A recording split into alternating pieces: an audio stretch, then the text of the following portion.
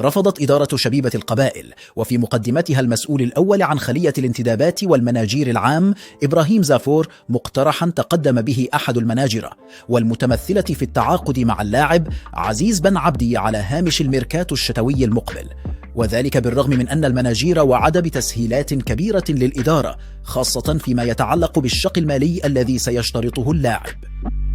علمنا من مصادر خاصة أن إدارة شبيبة القبائل تريد استهداف بعض الأسماء الثقيلة والتي ستراهن عليها لتكون قنبلة الميركاتو من كل النواحي، ومن بين الأسماء التي يستهدفها المناجير العام إبراهيم زافور هو لاعب النادي الإفريقي الطيب مزياني، وكذا لاعب الرجاء البيضاوي المغربي يسري بوزوق، حيث علمنا أن المناجير قرر تخصيص ميزانية كبيرة لإتمام هاتين الصفقتين، والتي سيعمل على أن تكونا مناسبة تصالحه مع الأنصار واستعادة ثقته.